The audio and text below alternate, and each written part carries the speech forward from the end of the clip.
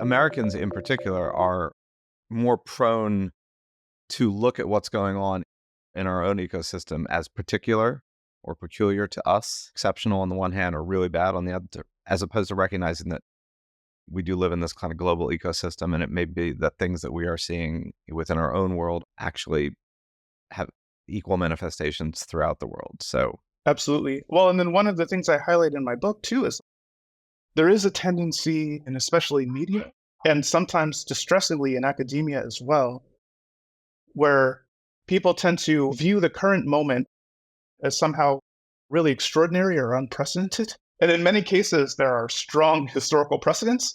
Like, so for instance, one of the things I highlight in chapter 2 of We Have Never Been Woke is that after 2010, by a lot of measures, there was this rapid shift in how knowledge economy professionals think and talk about social justice issues.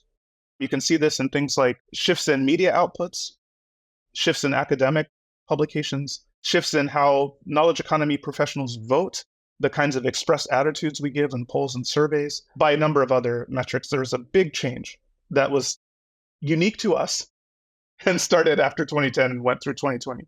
One thing that's striking, though, is looking at those same measures, we can see that actually the shift after 2010, this Great Awokening, as some have called it, is actually a case of something. It's actually not the first. And as I show in the book, if you look at the 20th century, there were 3 previous periods, similar periods of awakening. There was one in the 1920s to early 30s, one in the mid-60s through the early 70s, one in the late 80s to early 90s, and then the one that started after 2010. And taking this longer view, understanding that this is a case of something, allows us to get a different kind of analytical leverage on it. We can ask ourselves questions, for instance, like, under what circumstances do these moments of awakening come about? When and why do they fade? How does one influence the next, or does it? What's the kind of impact, the long-term impact of these moments of increased concern and activism around social justice? But to the extent that we kind of focus on the current moment as novel, and we kind of are really locked into this idea that what's happening right now has never happened before, it's actually kind of difficult to get leverage on some of those types of questions. Musa, I would love to ask your own questions back at you right now, because I'm kind of dying to hear the answers about what are the causes and conditions that lead to these great awakenings. This is the first time, by the way, I've ever heard someone say that this has happened previously in American history. So that's fascinating. And also the impact and when and how they fade.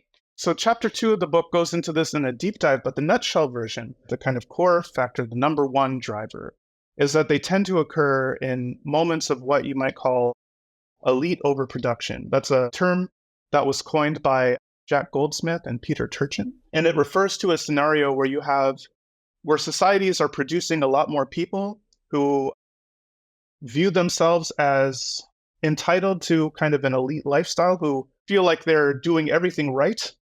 They've went to school. In the American knowledge economy context, for instance, it would be people who worked hard, they went to school, they got good grades, they graduated from college, and they went to even a good college. But then they find themselves unable to get the kind of job that they think that they're entitled to, or enjoy the kind of lifestyle that they maybe experienced themselves growing up, or that they had hoped to provide for their own families. These moments of elite overproduction, when you have growing numbers of these elite aspirants who can't be absorbed into the power structure, is kind of the core element that is sort of the number one thing that drives it. But the problem is elite overproduction itself can't explain sort of why they happen when they do, in part because there's a countercyclical relationship between the fortunes of elites here construed broadly, not just, Jeff Bezos or whatever, the top 20% or so of society. So there's a kind of countercyclical relationship between elites and, I guess you could say, everybody else. Whereas times that are kind of lean for elites tend to be pretty good times for everyone else, and times that are really good for everyone else tend to be kind of lean times for elites. And so because there's this countercyclical relationship, elite overproduction, so times that are really tough for elites, typically it's hard to get much action. It's hard to get anyone else to care.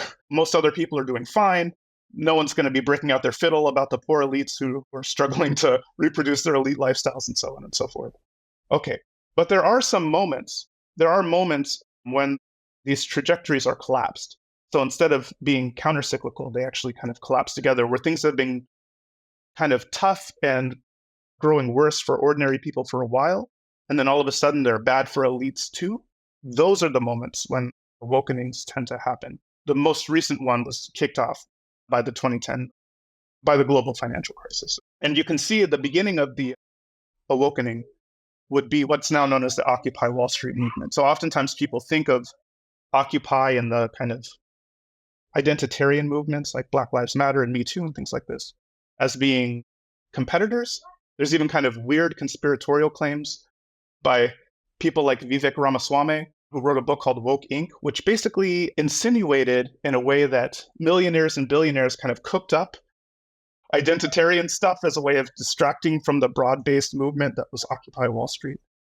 But as I show in the book, when you look at who participated in Occupy Wall Street, it's actually the same people who were leading the charge for the resistance movements, for the March of Science, for the Black Lives Matter, for all of these movements. It's the same strata of society. It's mostly highly educated, liberal identifying people who live in major knowledge economy hubs and who are associated with the knowledge professions.